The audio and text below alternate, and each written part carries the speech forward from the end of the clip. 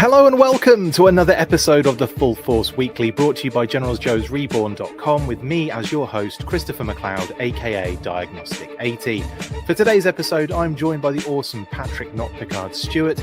In this regular video series, we round up all the week's news in the world of G.I. Joe. What is it, Pat? It's a Full Force Weekly. Yay! Welcome. How you doing, buddy? How's things? Doing okay. You know, it's another day. I've been busy this week. Very busy. I was at SoloCon last week. Name a week where that hasn't been the case, because I can't think of any in my entire existence now.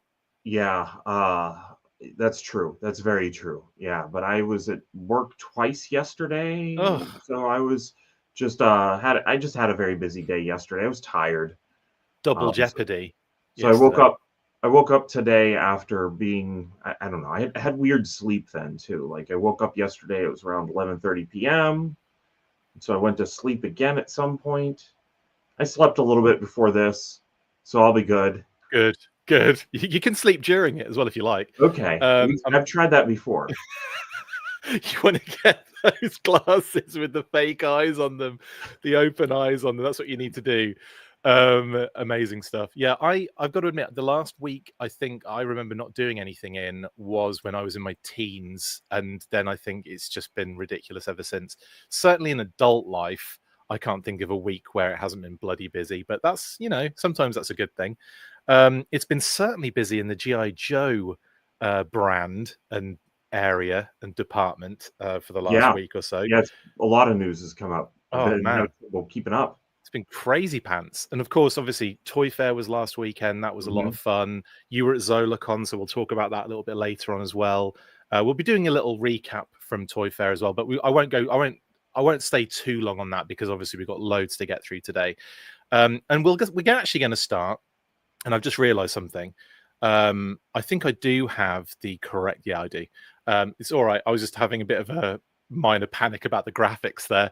The first port of call for news, Pat, is going to be a little bit of Comics Burst news. So let's get stuck into that, shall we?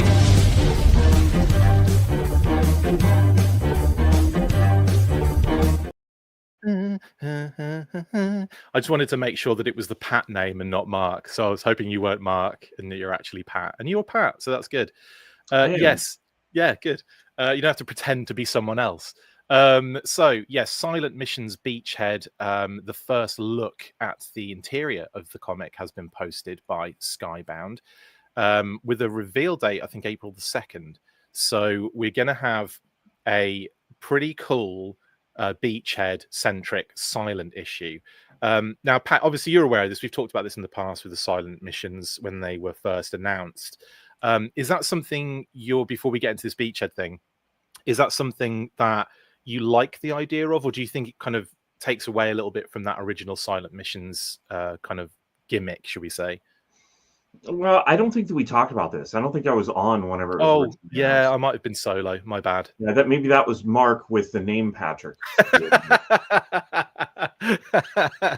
That's what it was. Yeah, no, I mean, they need to do something with the silent type of stories. And I guess it doesn't have to be Snake Eyes. You know, other characters can do that. It's not like you know, Snake Eyes was every character back in issue number 21. Right, that's true. So other characters did keep quiet long enough for the issue. I love the fact that it's like, oh, guys, it's a silent issue, so no one can speak on this one. Like, I don't even shout.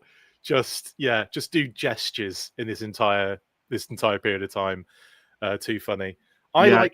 It's going to be interesting to see how it works for other characters. You just have an issue of Lightfoot looking for mines. Just shut up on his own. Yeah. Not even talking to his drone. Yeah, nobody else is there, so he doesn't. Yeah, he doesn't have anyone to talk to, and that's why it's a silent issue. Oh, that's really sad. It's the sad issue, not the silent issue. I will also want to shout out everyone in the comments. There's loads you've already watching. So hello, guys. Hope everyone's having a good weekend, a good start to their weekend already. Coming back to the silent kind of situation, I think it's a kind of fun idea to kind of approach and to do like a little mini series with a couple of characters, you know, like, and it kind of makes sense with those like stealth missions sort of thing. Like there's, especially with the beachhead vibes I'm getting on here, there's a lot of like sneaking around, taking like, you know, cobras out kind of you know, silently. So it sort of makes a lot of sense here. And obviously we've got like I said, I've already discussed this. I thought I'd discussed this with you, but maybe I haven't. But we've got these kind of really nice covers for the silent missions, and the beachhead one's awesome. Like I love this first one. I think this is really, really cool. And of course, there's a black and white version as well. I do have all of the information for the covers, and I just, you know, it's a lot of information to keep in your head at one time. But Phil Hester and Lee Lothridge do the cover A and B. Well, Phil Hester does both covers. Obviously, Lee Lothridge is doing the color on the first one, which again is really nice. Jorge Forney does both of these actually as well, because they're the same effectively, but one's got a big G on it. And this is obviously going to spell out G.I. Joe in because it's like a 5-issue mini sort of series as well. But again, really nice cover again, beachhead. I kind of like this one. This kind of reminds me, Pat, of some of those IDW issues where they would have like a scope kind of like superimposed over. I think like Helix might have had one like this for her issue back in the IDW days, and like it's kind of a technique that we see quite often, don't we, with especially with G.I. Joe covers. Yeah, I think this is pretty cool, though. I mean, the artist has basically found a way to get 2 meaningful covers out of one piece of work. I wonder if they've had to position the character based on the letter. Oh, I'm sure. Yeah. Yeah. Because obviously, like, Eye's going to be a bit of a, that's just out straight down the middle, whoever that is. I think we've already seen them actually as well. Like they've already been revealed. But yeah, I'll have to, I think it's Jinx, isn't it? Is Jinx the second one? She might be the 3rd issue. Anyway, it's not important. We'll get to that when we get to it. But Beachhead, very nice covers. We've seen them already. But what we haven't seen already is the interiors. Again, I believe it's Phil Hester who's written and drawn the interiors, with inks by Travis Heimel and colors again by Lee Lothridge. So it's the same sort of team with Travis Heimel in there as well as inker. I like this style. I think it's really cool. And I'm also intrigued as to what this story is going to be. Straight away, we've got Beachhead falling out of a Cobra helicopter. It looks like he's been imprisoned or captured, and then he's taken control in the helicopter, and then obviously all hell's broken loose. Pretty fun. Yeah.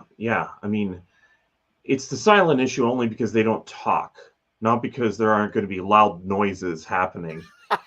Like that helicopter is going to be making some sound. No, they're like, helicopter, can you just keep the noise down in this one? This is a silent mission. Thank you very much. Yeah, that's what those kids are saying. They're saying, shh. Can you hear that? Hear what? I can't hear anything. The helicopter's being silent. Yeah, so there's going to be some noises here, especially when they land.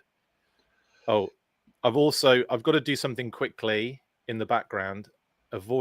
Keep talking, Pat. Oh, do we have spoilers? No. Hat time, because I don't have my hat nearby. No, we do have a hat nearby. No, it wasn't that. I'm having issues with my audio, and now I'm fixed. I think I'm fixed. Your audio wasn't having any problems on our end. Unfortunately, so you were getting the echo. I was getting my echo in my own headphones, yeah, which happens all the time, and it like just randomly pops up. But it's all right; it's been fixed now. But yeah, anyway, what about the art? Are you into the art style here? Do you like what's kind of going on with this? I mean, is this something you think you're going to be into to read? Yeah, I think this will be pretty cool. I like the punch that just has like a silhouette of the face that's getting punched. Yeah, it's an interesting take on things. Yeah, I've got, that's actually true. It's something I hadn't even noticed until he mentioned it. But yeah, that's sort of like the punch and then the kind of the white silhouette over the body. Yeah, that's really, really cool actually. This is a Real American Hero for those that aren't fully aware. So obviously Skybound do Energon Universe and they do a Real American Hero. This is linked specifically to a Real American Hero.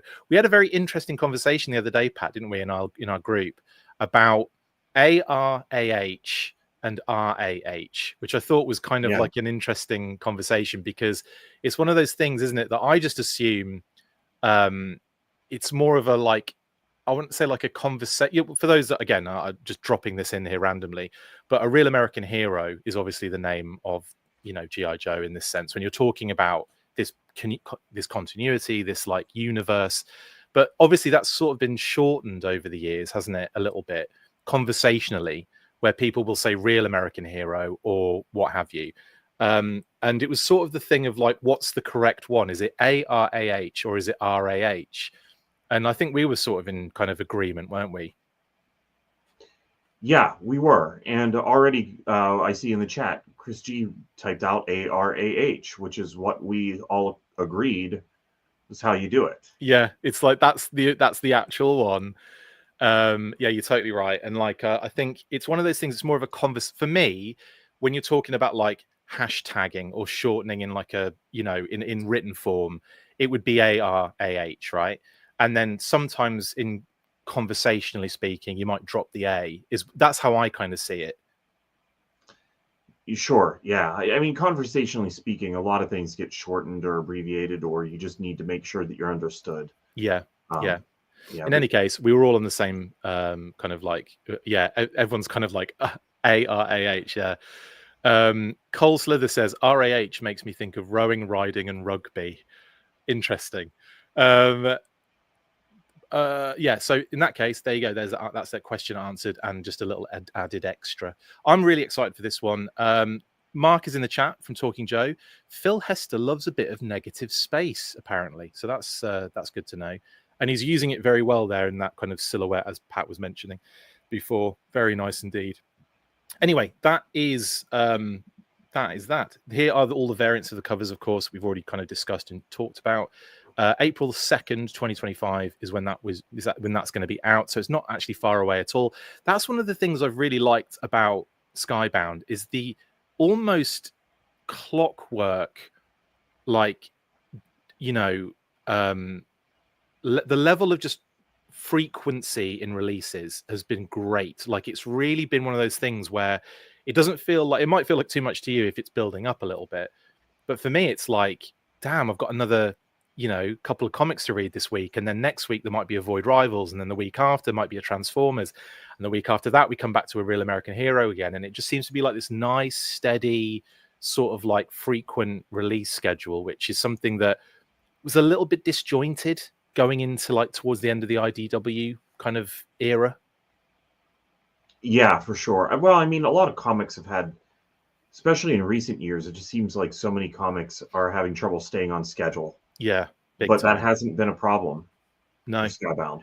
No, and it's really fun, and obviously like getting another bunch of silent missions is kind of awesome as well. So I can't wait for those. Anyway, that is your comics news this week. We're gonna get into the next bit of news, which completely, oh yeah, okay, we're gonna get into this one, Pat. Next up, yeah, it's a little bit. Yeah. Can I say Cox news? It is. Can I say Cox news? Chris Cox news. Let's do that instead. So make it more PG.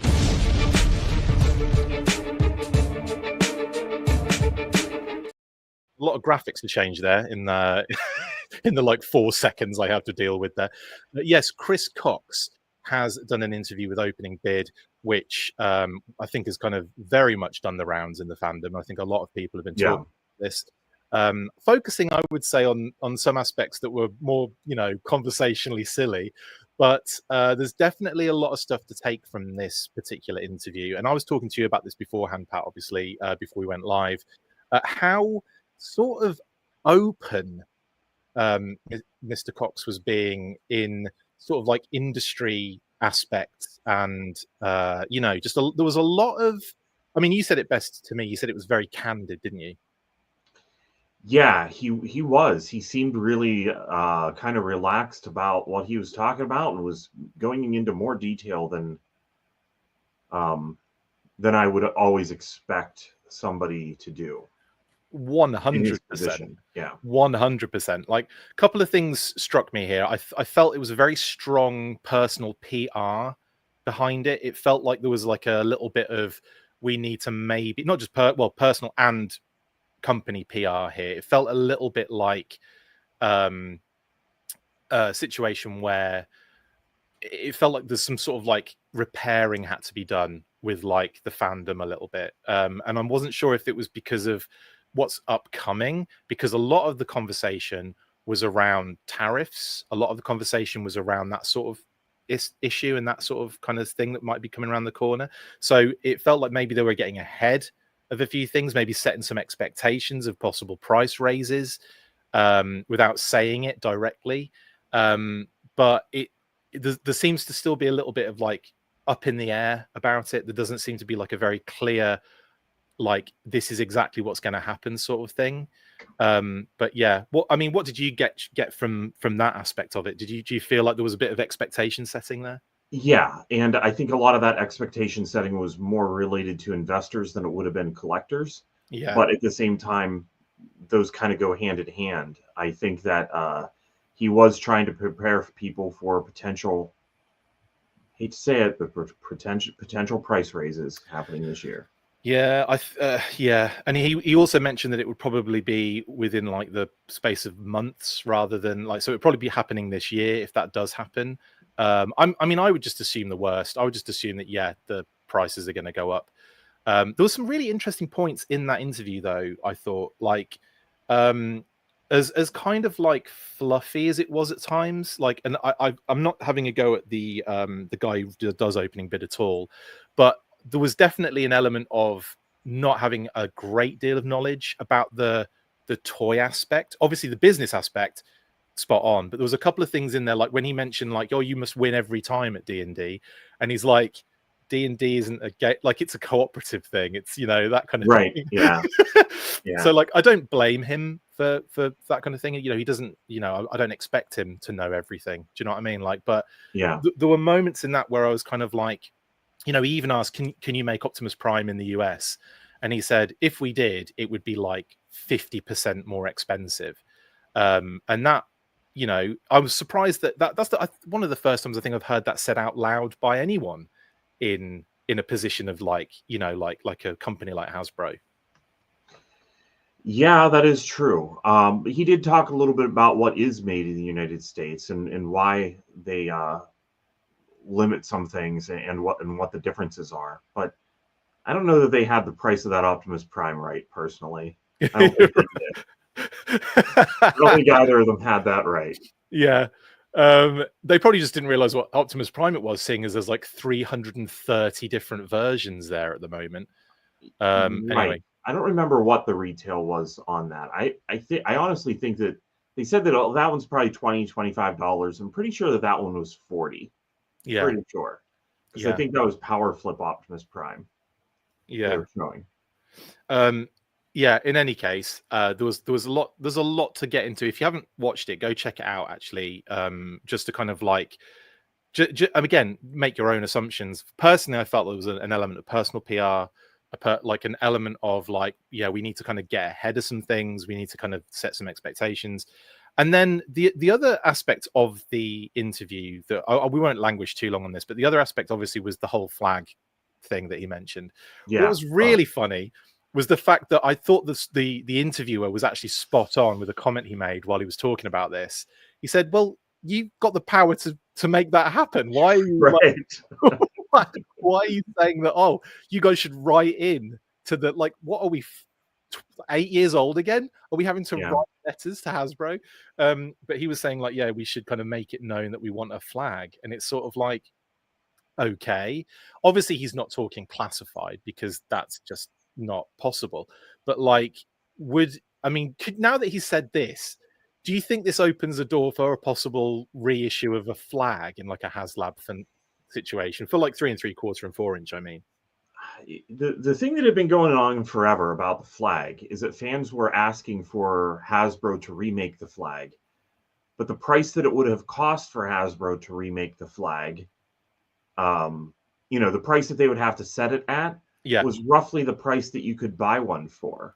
So that was one thing that was going on. And then the other thing that was going on is that for a long time, of course, we didn't have HasLab. Right. At this point, they probably could do a G.I. Joe HasLab for the flag, and if it was, you know, even $500, that's less than what you pay for a flag now. Yeah. You know, so Yeah. at this point, finally things have aligned to the point where maybe it would make sense, but I still don't necessarily know that it would fund. Like, I don't know. Yeah. I am also the guy that said that I didn't think that 6-inch GI Joe would last more than 2 years. You know, Sorry. It's not doing too well, is it, mate? It's up against the ropes at the moment. but most of us felt that way. Most of us have been buying GI Totally. Joe for a long time. We were I've like, got to, yeah, you know, it's a great idea, and they'll definitely make money. That yeah. it's just money on the table waiting for them, but it's not going to last forever. I think I remember vividly us talking about it ages ago during like the era of like 4-inch and all that kind of stuff.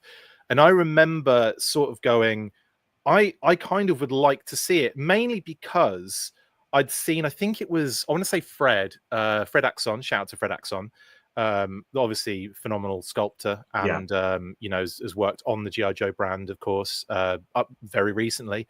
So up to very recently. So he did a bunch of like custom 6-inch figures, and I would see them quite often, like you know, like being friends with Fred.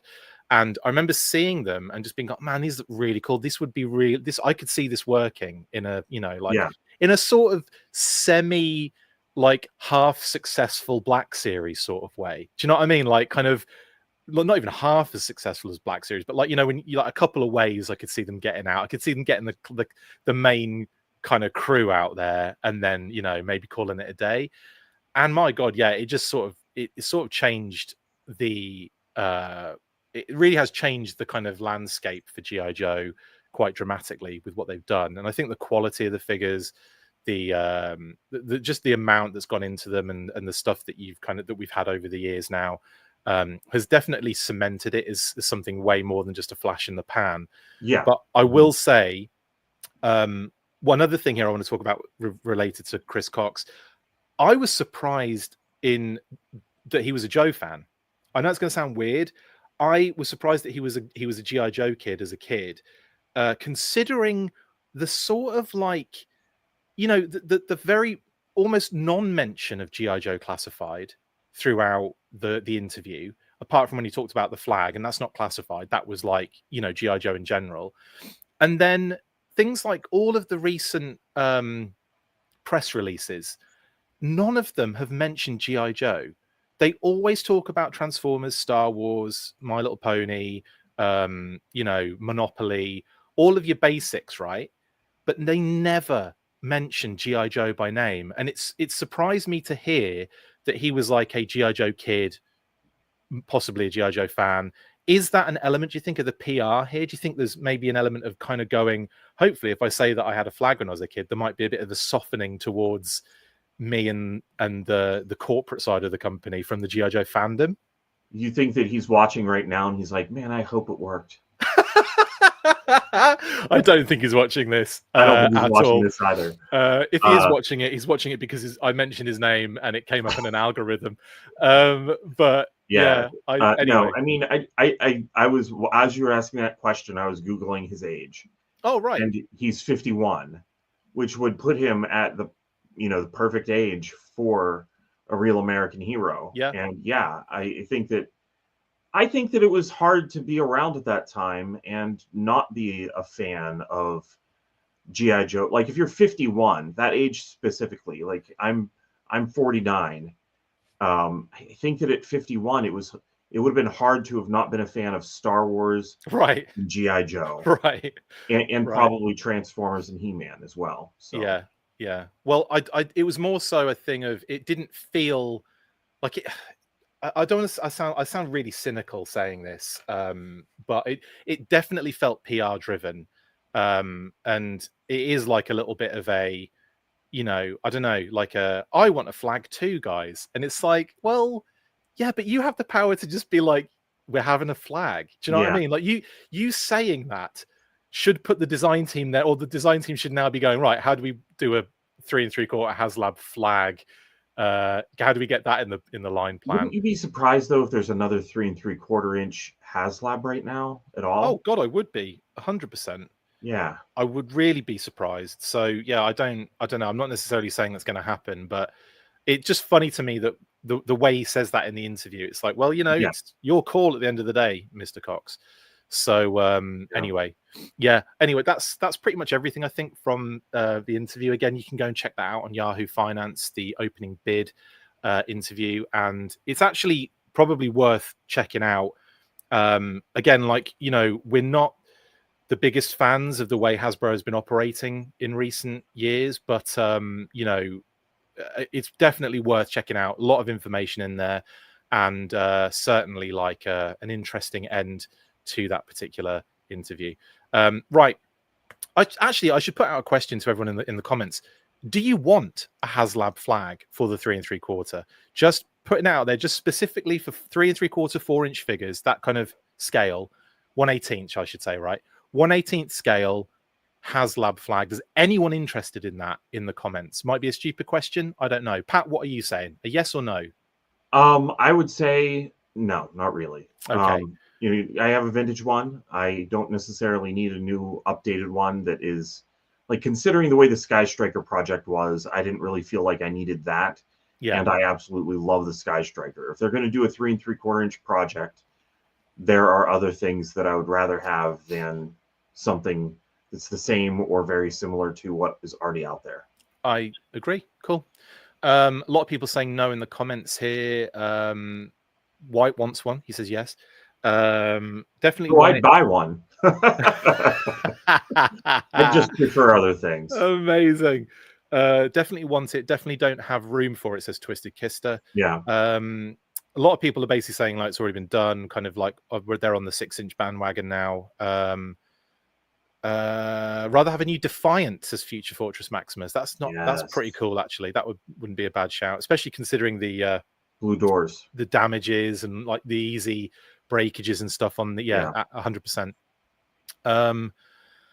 Anyway, Bad Wolf Media, this is a fun comment actually. With the discussion of age, there's a reason classified is popular. It's the large print format of the toys we loved.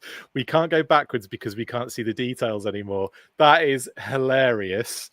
And I feel very, very targeted with that comment, Bad Wolf Media. Anyway, okay, let's move on, because like I said, you can go check that interview out in its full entirety on Yahoo Finance, link in the description. Right then, next up, I think we're moving into I can't remember. Oh yeah, third party fire and theft. Just kidding. That's just a term I've used many years for describing third party. Here we go.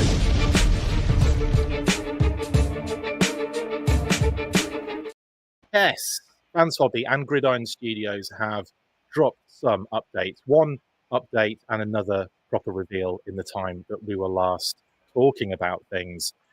So we'll start with Fans Hobby, and they have revealed a little video showing the lighting and rotor blade, a kind of motorized rotor blade effects on their socials. So here is obviously the VE02, which is effectively a fang. It's the faux fang, or the fong.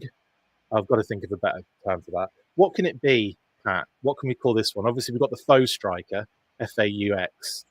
What are we calling this? Oh, that's a really good question. Fang is too short to really easily combine it with Skyhawk. Isn't it? The Skyfang, the flang. Anyway, we'll have to work. We'll work on that one. We'll workshop that. So this is the actual, obviously, the screenshots from the video, and here is another screenshot showing the lighting effects. Now, one of the other things, you'll have to go and check out the video on the socials, but one little thing I thought was really cool was that the rotor blades, when you put your finger in the way or like try and stop it, the blades will stop and you'll hear the motor kind of clicking. So it will continue when you remove your finger. So it's kind of almost like I'd say like a nice little safety feature on this one. So yeah, that was quite cool, and the lights look really nice. I think it's possibly a cool little thing, but again, we've discussed the kind of design of this one, and because it uses elements of the Skyhawk, it sort of changes what the Fang is a little bit, doesn't it? It changes what the Fang is a lot. I don't think that this one really is going to go over that well, personally. Yeah. Yeah, it's slightly kind of stumpier, isn't it? The tail looks a bit shorter. Yeah, and the fact that it uses a very wide Skyhawk kind of body does sort of like take it into a different sort of like visual place. I suppose obviously in this case they might avoid C&D with with that, and they won't have to change anything like they did with the Skyhawk. But yeah, I have to admit I'm not like crazy about the design overall, but I do like the fact that these things do come with some nice little extras like the lights and the rotor blades and that what have you. What I would say though is I have been impressed by Gridiron's stuff, and Yes. they have revealed an Arctic version of their Jungle Hound, a part of that mechanized division kind of aspect of their what they offer. And this is really cool. It's like a mixture of like, if it's like Arctic Blast, Snowcat, and the Ore Striker got into some sort of weird DNA splicing. So if the Dr. Mindbender got hold of that, this is what would come out. What are your thoughts on this one? Well, I don't even know if I would qualify this as third party myself, because like a lot of times first of all, we've talked many times before, I don't really believe third party is a real thing. Yeah. I only said it to get you angry. The other thing that we were just looking at, clearly it was a Skyhawk. You know, it's definitely like, this is the G.I. Joe vehicle that has just been borrowed, that probably isn't licensed and should have been. Whereas this Gridiron thing, this is their own thing. Yeah. I mean, obviously, yes, it does look like an Ore Striker, but an Ore Striker also looks like a real vehicle. Right. The Chinook. You know? Yeah.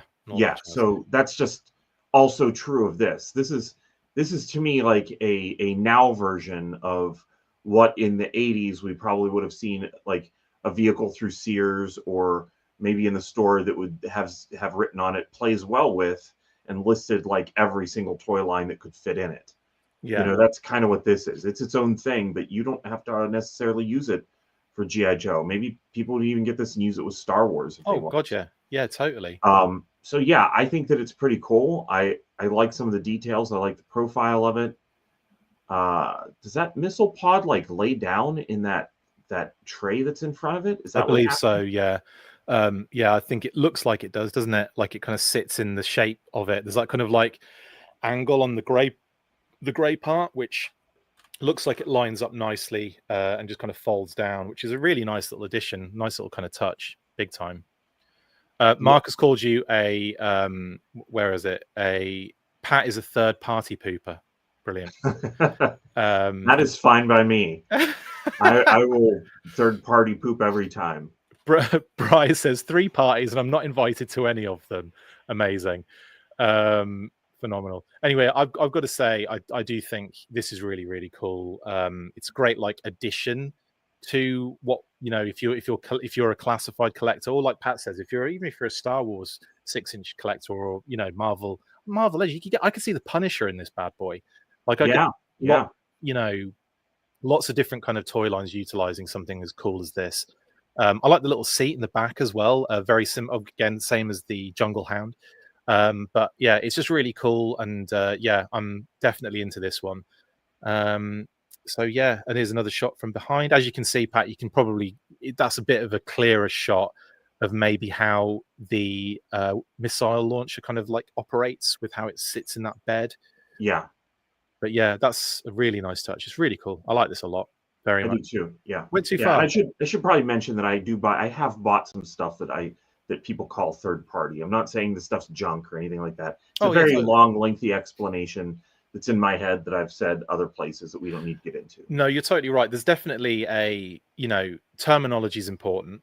It is, yeah. And yeah, there's like in some cases you've got, and again, there's all those different terms, and not all of them are really interchangeable. They're all sort of like very different. I just don't think the term third party really applies to anything. No, you're right. Yeah. Well, maybe. What do you think? No, yeah, you're right. I see what you mean. Yeah, by definition, it doesn't really kind of relate to any of this stuff that we're talking about. To anything, not Transformers, not G.I. Joe.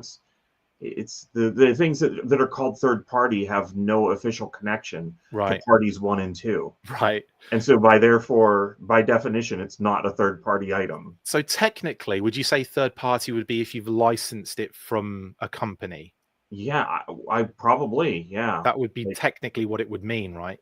yeah, I mean, like third party developers are things that exist in like video game terminology, which is close to the toy industry. Yeah. And that's whenever you have somebody develop it and another person publish it. Right.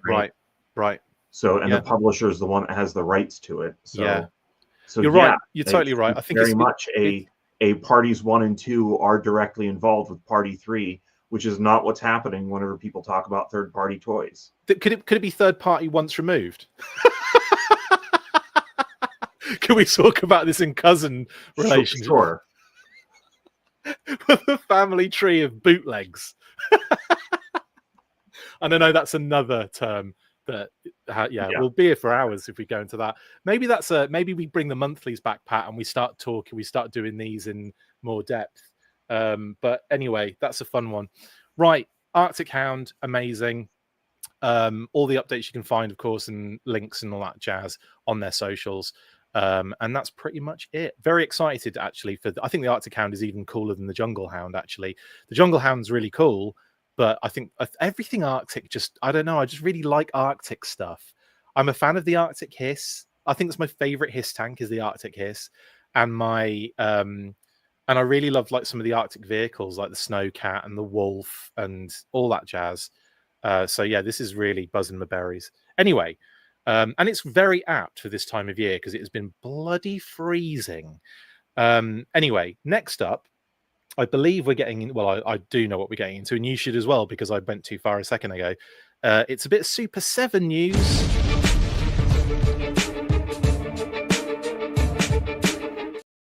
Yes, a Reaction Plus Python Patrol bat image has surfaced, courtesy of I think it's John Hengeveld, and this particular image or this particular figure was picked up online via eBay, I believe. And so it's one of those things where we're not 100% sure, but it looks very much like it's probably legitimate, of course. Yeah. I can't see this not being a legitimate thing. But Pat, what do you think of the Cobra Bat being an O-ring fan, of course? Well, I did a quick search for one, hoping that I could find my own ability to buy one at $50 or whatever it may have cost. Yeah, $49.99, I think it was. Yeah, I think you're right. Yeah. So there wasn't one available, though, because I would love to have gotten one in hand, because I'm actually a little bit concerned about the O-ring stuff, because the Target closest to me still has yet to get any of it in, and they hadn't been getting in Reaction for a long time at all. Yeah. So I think that I'm just out of luck that Target has just decided that, and I don't understand it, because I would see a wave of Reaction in the earlier waves. I would see them go in and sell out immediately. Right. Those $5 sales that were happening were never happening at that Target. Yeah. They were happening at the Targets that are getting the O-ring stuff. So I don't understand what is going on about which Targets get chosen and which ones don't. I think it's just a map and on a big board map on the wall, and they throw darts at it. I think that's how they do it, because it just seems so random distribution wise. Yeah. It's probably based on like the size of the store. I'm sure they have like analytics to back this up. I might be giving them way too much credit on that. It's almost more likely that someone just makes mistakes. It might be human error in terms of buying. Yeah, could be. I'm just hoping also that this isn't one of those situations like the Fatal Fluffy where it just goes up in the middle of the night quietly and sells out in a couple of hours, and then I sit there with sadness. Crying into your O-ring collection in your lap. Yeah, I'll cry into my Fatal Fluffy. So you do have one of those. What about this particular figure? Let's talk about that in its specifics. Obviously, we were going to get retools, repaints, what have you. I quite like what they're doing with this one. Like, it's not effectively a full-on repaint of what we've had with the Blue Bat, because it's a different head sculpt. So there's a little bit of retool going on here. What do you think? Yeah, and this is the same approach that they took to the Python Bat with the 5 POA, right? Yeah, absolutely. Classified deco, basically, isn't it? It is, yeah. Yeah. So, yeah, it looks good. The Bat was one of the better figures anyway that has come out so far. Yeah. So, if any of them, that's the one that I'm more happy to see repainted more than even. I know there's another Snake Eyes coming, but Bat's much better than that figure. Yeah. So, yeah, I don't know. I'm eager to get a hold of more of these. One thing I will say on this one is that it's just gone out of my head completely. We didn't know. Obviously, a while ago, we were told there was another figure that was coming, like sort of like that hidden figure that shows up as a Target exclusive that they were doing back in the day for Reaction. And there was this extra figure that was coming, and it was going to come in that second wave, and we just never saw anything about it. I wonder if they changed their minds in terms of how this was going to be distributed, and or if this will actually show up as a Target exclusive in and around that wave, because it would make sense that this was the figure that should have been that particular figure. It kind of makes a lot of sense to us, especially considering the fact we've seen the next wave. It's been revealed, it's been shown off. It's, you know, you've got the Zartan, Snake Eyes, Arctic Cobra Commander, and Wild Bill wave. So it's probably not connected to that. Or maybe this could be, maybe they've just pushed it to that wave as being a Target exclusive, find it on the shelves sort of situation. I don't know. It's kind of hard to say at the moment. But what do you think? In that next wave, is anything Target exclusive? No, I believe it's all just the same, just the four figures. So maybe that was part of their relationship with Target, is that the wave that we just got had, you know, 2 and 2, and one of them was Target exclusive, right? The Fatal Fluffy and the Raymar were Target, weren't they? Timed exclusive or exclusive? I want to say they were on both. Timed exclusive, but right? Yeah, because that's the one where they show up on. Then they went up on the website for Super 7 later on, yeah. And I think they should have gone up on Big Bad, but there were no Fatal Fluffies available. Is what it looked like. Max says the chest color seems off. I'm not sure it matches the original Python Patrol or the. That's the other thing that I was just going to say, is that I wonder how well some of the Pantones of this are going to, like, how well the colors chosen are going to match and blend in with the original run, which, in my opinion, is one of the things that needs to be tuned in about the Reaction plus G.I. Joe line, is that they need to mesh a little bit better with the vintage run. Of course, once we get 20, 30, 40 of them out, they'll blend together with themselves. But I was hoping this was more of a continuation of the vintage run. Yeah. Jay Milling got his from Big Bad, by the way, so they must have been up there for at some point. Probably just went out. They probably just got sold out very quickly. In terms, we're talking Fatal Fluffy and Raymar, aren't we, basically? Yeah, I only saw Raymar on there. Mark says Brian Flynn has said he likes toys and variants to just turn up and be a surprise for people to discover. He said that to us actually in an interview a long time ago when we were talking about this. I was like, it's kind of fun to actually find stuff in the wild. It's kind of refreshing when that happens. So yeah, that was always a bit cool when that first happened and everyone was like, what about this figure? It was like, I think it was it the Fun School Snake Eyes they first did that with, reaction wise? I think it was one of those. It was like a repaint of Snake Eyes, and it just showed up and people were like, what's this figure? There was one of them that I think maybe I had found before we knew about it, wasn't it? Yeah, definitely. It was, was it? No, it was was it Storm Shadow repaint? Maybe it was Fun School Snake Eyes. It might have been Fun School Snake Eyes, Pat. I remember you sending it to me and we were all kind of going, oh, interesting. Yeah. But anyway, that was back when that store was getting stuff, and again, all that stuff sold out quickly.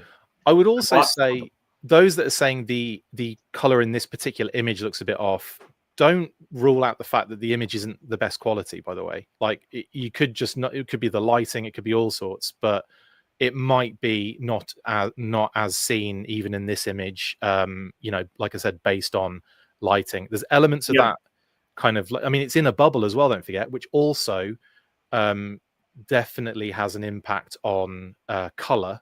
I will say though that the red on the art and the red on the mask both look darker and a little more appropriate to go with vintage Python Patrol than the shirt. Yeah. So I'm hoping that that's not an issue, because usually if colors are wrong, they're like agree with each other, at least in the photo. Yeah, that's a good point. Very good point. Anyway, we'll have to wait and see, I guess. But this looks to be either the missing Target exclusive kind of follow-up figure, or it could be something completely new. It could be part of more to come. Like there could be like a Python Patrol and Tiger Force sort of like, you know, set or something. Who knows? But we'll probably hopefully find out sooner rather than later. Yeah, let's move on. Next up, we're sticking with O-Ring, and this time Void Rivals.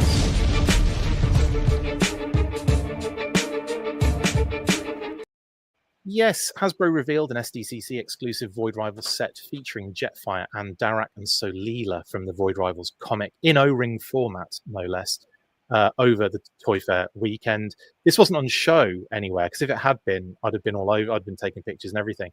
The funny thing, we'll get to the Toy Fair in a little while, but my God, I was just like pulled to the G.I. Joe section and then did not leave it. So who knows? Did you just sit on the shelf with them?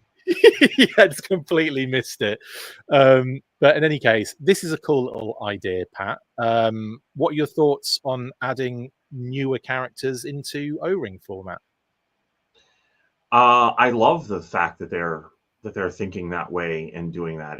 We're definitely in this O-Ring renaissance of some sort. Yeah, where O-Ring figures are back, and a lot of us are excited about that. I mean, you can clearly see here too that these borrow some G.I. Joe parts. Yeah, absolutely. We've got Zartan's like legs, I think, isn't it, or just the thighs? From the waist down, both of these are G.I. Joe. So it's Zartan on the left and Baroness, yeah, on the right. Yeah. Is that Baroness's lower legs as well? It is. It's Baroness's lower legs. Yeah. Okay, then it's definitely the Baroness legs, and well, and probably maybe waist, I guess, right? Yeah, there's even like a little Cobra logo on there. Fantastic. I don't know how much sense that makes. But fantastic. Yes. Solila is now a member of Cobra. This is kind of fun. I like that they're doing obviously this kind of vibe. Someone said bum the figures don't appear to fit in the cockpit. Rachel, that would be insane. That would effectively be a Transformers G.I. Joe collaborative sort of thing without being G.I. Joe. It'd be like a Transformers O-Ring collab. Well, Transformers Void Rivals collab, wouldn't it? This is really, I think, more a, what's the word? Like a homage sort of set rather than a practical Transformer meets 3 3/4 interactivity set. But maybe she's talking more about the potential for them to make the figures smaller, rather than make Jetfire bigger. Yeah. And I think this Jetfire, this is the one that did interact with smaller figures, right? I don't know. I know the Jetfire is a really good figure. Maybe I'm thinking of Masterpiece Jetfire. Oh yeah, this is a kind of like standard. I'm thinking of Masterpiece Jetfire. Yeah, Siege repaints. They could have done that. We could have done Masterpiece Jetfire along with minifigures of these two. That would have been cool. That would have been real expensive. That would have been very expensive indeed. Yeah. This also comes with the Void Rivals issue 1 as well, because obviously that's where Jetfire shows up in that issue. Spoiler alert! If you haven't read issue 1 of Void Rivals yet. When is the sorry? Did they put a price on this? Probably. I don't know what it is. Okay. There is technically a listing for this, so there probably is a price point attached to that leaked listing, because the listing came out, I want to say last year. Like it came out there was like, I think at the start of last year there was a huge Transformers leak. Oh, okay. There was like a massive Transformers leak. There were tons of listings popped up. And then one of them was this Void Rivals. I think it even said 375 on it as well. So we kind of knew this was coming, and I just forgot. Like I genuinely just like forgot this was on the docket. It has been brought up in time on other live streams when we've been talking about this kind of stuff. But yeah, that's kind of interesting. Thank you very much, Zartan, for the super chat. Now we know where all my missing thigh pads went. This jerk stole them. Indeed, Zartan. In fact, check your entire waist and legs. They might all be missing at this stage. But thank you very much for the super chat. We really appreciate it. Mark says, I imagine this is coming via the collaboration team. Seems like same approach, 2 figures plus Transformer. Possibly, but like the collab team tend to have to do a lot of rejigging, don't they? Like there's a lot of like re-engineering. Like, you know, if it's a specific vehicle, then they have to kind of, like, there's a lot of retooling involved.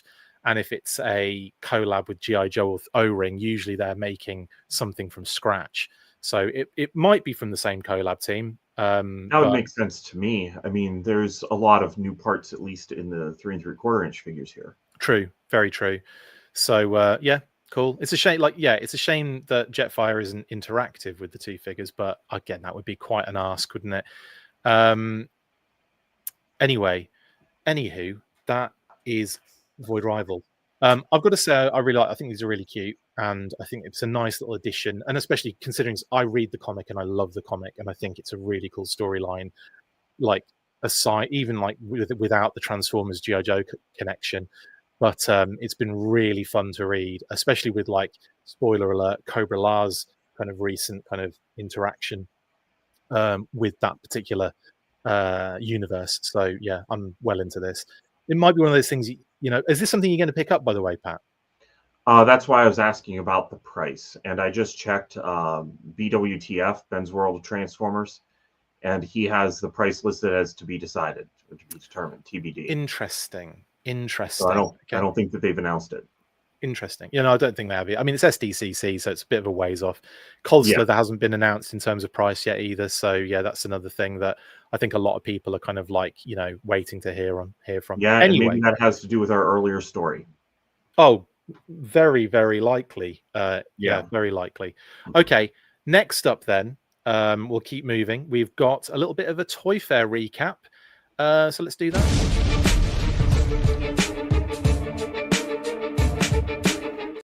Yes, so last weekend I was very fortunate enough to be invited to New York Toy Fair by Hasbro to do a little press event, and also was able to go to Toy Fair based on the job I do in the industry already, which was nice. So thankfully I got to go and check out Toy Fair, only a 3-hour train ride to get to New York, which is pretty cool. Actually, it sounds like a lot, but it's actually a really nice train journey. It's quite scenic and pretty. In any case, it was a great trip. Got there about, I want to say like 2:30, I think it was. Really crazy windy when I got to New York. I got out of the Penn Station or Moynihan, and it literally, like, if you've ever been to New York, I'm sure a lot of you have in the chat and who are watching this. But when you get anywhere like in line with where the wind is going, and you're in like you're effectively in a wind tunnel if you're not careful. And I was nearly knocked off my feet about 4 times, and I'm a big lad. It takes a lot to do that. Eventually got to the show, met up with a few people, had some fun little convos, had a little wander around the whole place, and bumped into Brian Flynn of Super 7. Finally got to meet him in person, which was nice. Took a few pictures of the O-ring figures that had been revealed and kind of shown off already. We had Wild Bill, Arctic Cobra Commander, Snake Eyes, and Zartan, and just going through those now, Pat, while we have you on the show. So a little pause in the recap here, but what are your thoughts on these? We'll start with Wild Bill. Again, I Wild Bill, much like CoverGirl, I really would love to have seen these colors on the vintage sculpt. Is what I had always been hoping for. So these are nice, not quite what I was looking for, but also not something that I'm going to say is bad. They don't look like bad figures. Yeah. I do think that the 2 things that probably need to be tuned in the soonest, I would say, on some of the Super 7 figures is the fact that they keep on painting the flesh on the faces. Yeah. Is dulling down some of the details. Sculpt detail, absolutely. Sculpt detail. Yeah.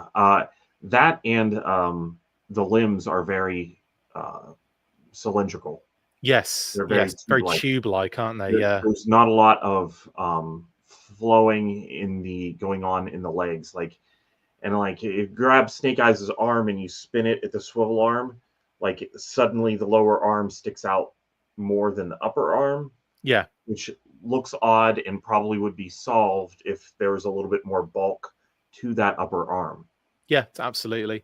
Like the you know, one of the things I recall with O-Ring back in the day was the fact that some of them had biceps and some of them had, like, you know, it wasn't just like Yeah, like a straight arm thing. It was for like the first wave of figures, but like everything after that, you know, any roadblock started having some hench muscle definition, and like, you know, like you look at like Road Pig, for example, and there's so much going on there, and shape and sculpt and yeah, muscle and stuff like that.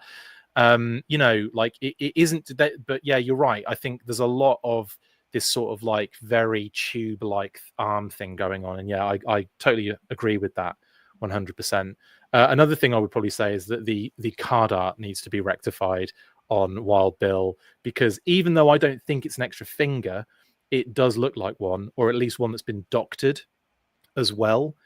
um and so yeah, I definitely feel like with that particular aspect of the artwork, you know, and also like if there is any hint of AI here, that's also really off, because I feel like GI Joe card art should be completely avoiding AI I 100 totally agree. Yeah. 100% across the board. Like, I think that with his fingers, what you have going on here is that the explosion is one element and the character was done as another.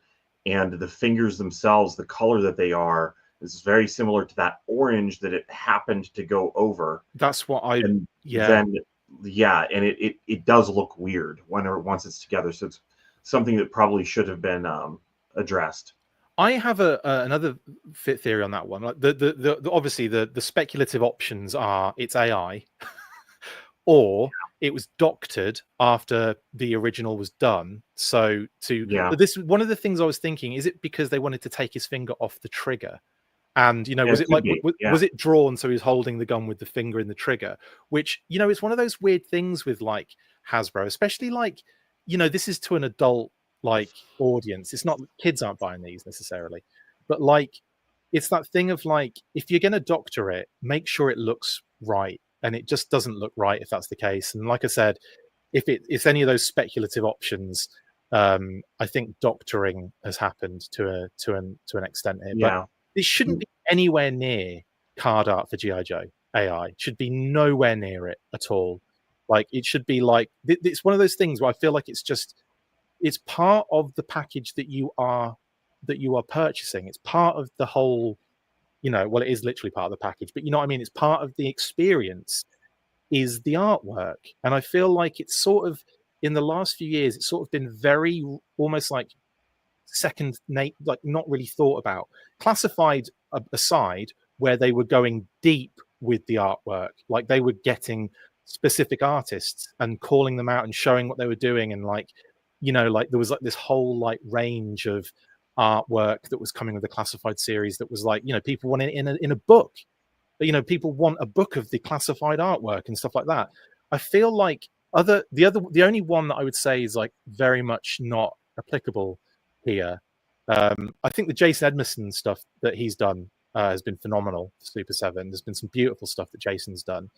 But then like one of the things that stands out for me is one of the best pieces of retro um, like O-ring artwork was Adam Rich's Night Force ripcord, because he literally painted the bloody thing. Yeah, He literally painted it. Like, so it had that vibe, and it fits the retro vibe. It fits the you know, that style to an absolute T. And that's where I think that they need to really they need to readdress that with the artwork that's coming out, because one of the other things we'll probably talk about in a little while, some of the retro artwork on the classified retro hardbacks. right. Yeah, and that's the stuff that looks more like AI to me than this does. And I fear for the artists, and I don't think that there's a long term. Like I think in the long run, AI is going to be monetized. You Oh know, God, the yeah, use of it. So right now, it probably can undercut all the artists, and then once they're gone, you know, just raise its prices up to the, you know, it doesn't seem like that's a way of cutting costs for a company in the long run. I don't right, think it's the right thing to do yeah, to the people. It's not the right thing for the product, and I don't really think there's an option for a long-term strategy using it. It's just bad all around. Yeah, definitely. Bad Wolf Media makes a good point here, and it's something that's difficult to discuss when you're talking about this kind of stuff. But you're absolutely right. It's a very good point with Bad Wolf Media. I would say totally agree. He says, I would say, unless you know for a fact that something is AI, you shouldn't be casting that accusation. Just because there are flaws in the art doesn't mean that AI. It's a very, very good point. But that's what I'm saying. Like there are options here that it could be, and one of them is that, unfortunately. But I definitely agree with what people are saying. So that is obviously that's one to talk about. Snake Eyes. Now I kind of know your thoughts on this one, but because obviously you've talked about that previous figure, which is effectively what this is. Take us through it, mate, on your Snake Eyes. Yeah, I mean this is a redeco. I do think that these colors, obviously. The other one, the blue, was what people were complaining about on the previous Snake Eyes. The blue feet. Are you frozen? No. I was just listening intently. Okay. I was listening intently to what you were saying. Listening intently. Yeah, the blue feet were and the blue details stuck out a lot on the other. And I wonder if they had led with this one, if that figure would have gone over a little bit better. It does seem very soon to be getting redecos of things, but maybe I'm just quick to judge that things are a redeco, and I need to look closer, because there have been times where Super 7 put out some stuff that was subtly different. They weren't afraid to make changes. Yeah, they're like the retooling for things that we were like, why did they retool that? They didn't need to, but they felt like they did have to, and it kind of makes it a little bit more unique. Yeah, like the Revenge of Cobra trident and sword Snake Eyes and Duke that actually had like the grenades removed from the chest of Snake Eyes. And it's like, oh, they actually removed those because Cobra had taken them away in the cartoon. So it wasn't just a new accessory with the figure. It really was new. Yeah. So I need to look more at that, because clearly they have their 3D sculpts and they're not afraid to make adjustments to them as well for new releases. So I'm still in on this line, and I'm curious what comparisons I will see once I have it in hand. Yeah, totally. Also, someone just mentioned, I think it was Rachel, why does Snake Eyes come with a letter opener? I think it's just like a Sunbow-esque situation there, because this is a cartoon Snake Eyes. Yeah. So it's probably based on something that he was shown in the cartoon having at some point. No backpack though, or gun. It's very, very shy on the accessories. Well, that's pretty much spot on Sunbow, isn't it? Really, not having a backpack. But yeah, it would be nice to get some more accessories with these. Then of course we have, this is an interesting one, because a lot of people have made a very big point about the sculpt on the upper thighs here, Pat, for the kind of extra jacket. What are your thoughts straight off the bat? Because I've got my own on this. Well, we had seen the art for this first, and I said, oh, well, that's just going to be Cobra Commander with a jacket. You know, they're going to do a soft goods because, there have been, I guess maybe it hasn't been Super 7 putting out the soft goods, but some retro figures that Hasbro did have had a lot of it. Yeah. So I kind of was just expecting that. It's not like Super 7 can't put that together. At the same time, I don't really know what the best option would have been to make this look good as an O-ring figure. Can I give you my thought process on this one? Sure. Yeah.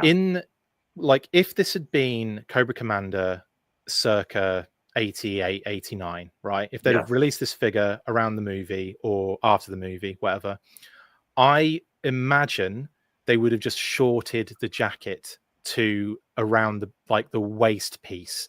So the waist piece would have a sculpted little fringe kind of, like Falcon, and I'm trying to think of other vintage figures. My mind went to Battle Core Frostbite, because it's an Arctic figure that does have that. Okay, so effectively the bottom of the jacket would only go just under the belt, but it would be sculpted onto the waist piece, and then you just have blue legs, basically. That's what I thought was going to happen in actual fact when we saw the artwork. I didn't think the jacket would be sort of sculpted onto the upper thighs and then painted. I do think, unfortunately, it suffers from the fact that the crotch piece is just so prominent that it looks like a separate. It just looks separate. It doesn't look right to me. Right. Like It doesn't look right. I it agree. looks like the upper part of the legs are completely separate to the jacket, and they're just painted a weird way.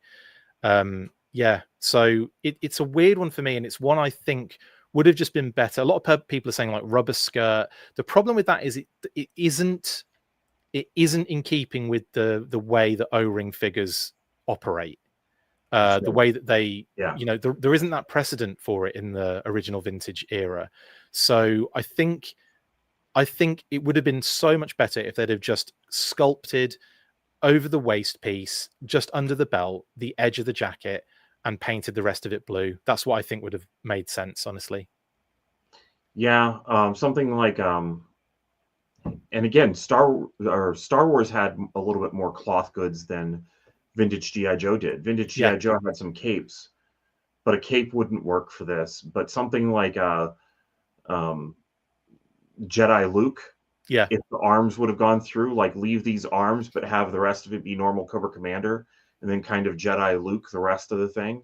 Yeah, that would work for what I would have imagined could have been done back then, but again, wouldn't necessarily look like anything G.I. Joe. I think the best way to make it look like it fits with G.I. Joe is what you're talking about, like shorten it, but then also adjust the art on the package to match the figure a little bit more than the cartoon. Can you see through the legs behind him? This is something I haven't really even looked at yet. I think you're right. It looks like there's like the tail of the jacket is protruding, like maybe sculpted onto the back of the legs, possibly. Yeah. In which case, if they've done that, why bother doing? I mean, it kind of makes sense because it would be weird in terms of the deco to have, if you go around the back of the figure, to have it painted up to a certain point and then blue in the middle. It would look really weird. In the back, you think that's attached to the waist piece, or do you think that that's attached to the legs? It could be either. I can't tell at this. Yeah, I can't tell either angle, unfortunately. And that's also a thing that just didn't exist. So that's a really weird solution. And the little pockets that are on the front tops of his legs are a little bit odd. Stanley says, wasn't the 25th Arctic Doc with the awesome full Parky? Yes, but that was a 25th 4-inch figure, not a vintage O-ring figure, Stanley. It's a different thing. Like, again, like you could do a lot more, like all of these things are avoidable with a 4-inch figure because it's a different construction. It's a different, like, whole different thing. What they're doing with the O-ring is they're trying to kind of, if this was released and made in that era with all the other precedent around it, sort of thing.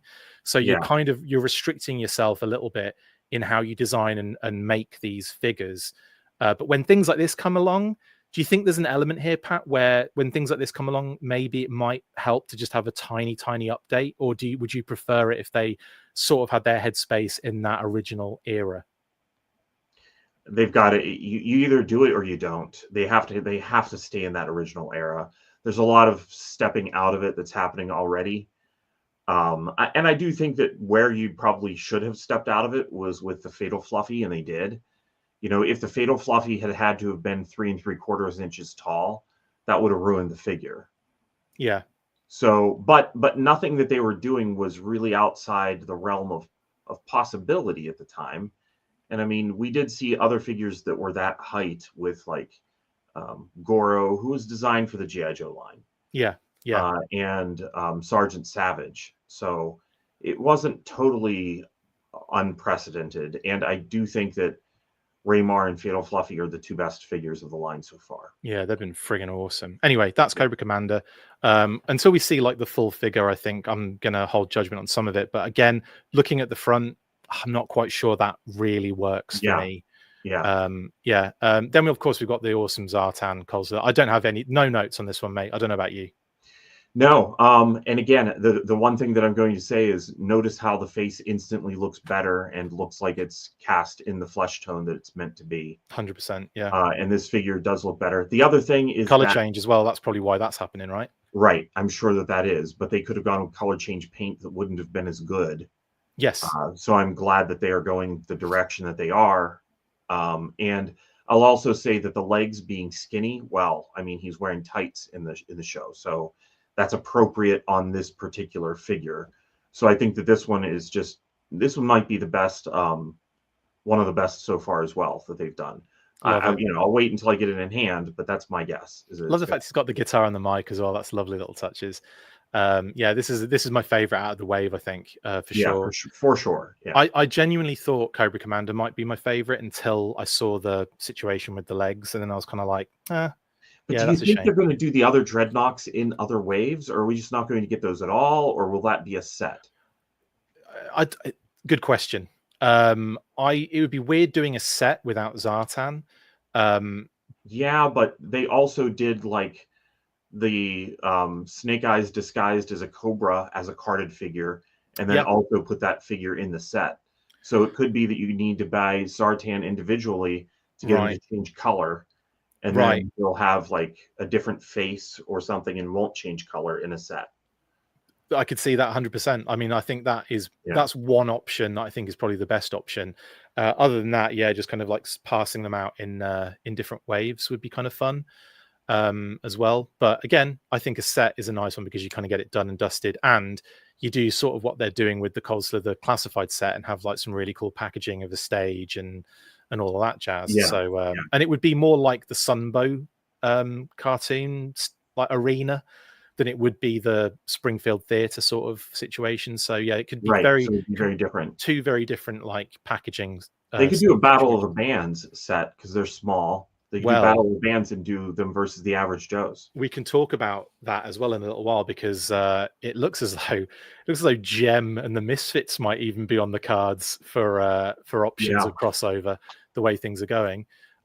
Let's move on from Super 7 and talk about John Warden at the Loyal Subjects. So I bumped into John, who took me through the mask bits and bobs, which was really nice. So he is doing some consultation work for the Loyal Subjects. Of course, you may know John, of course, from Hasbro. He was let go quite recently. And we got to talk a little bit about that. But obviously, he was very excited about M.A.S.K and wanted to take me through it. He's a huge M.A.S.K fan, and he's got a lot of input on this one, which was that was very kind of like exciting to me, because John's really awesome, really nice guy, and has got a crazy good track record when it comes to his work on the G.I. Joe line, on Transformers, on multiple things over the years. So that was great to chat with him, and he took us through all the M.A.S.K on the show. Pat, because I don't think I've spoken to you, have I, about M.A.S.K yet? No, not at all. I think that he kind of already set a precedent for him loving M.A.S.K, because I thought that he was the reason why Matt Tracker ended up in the 25th line. 100%. There you go.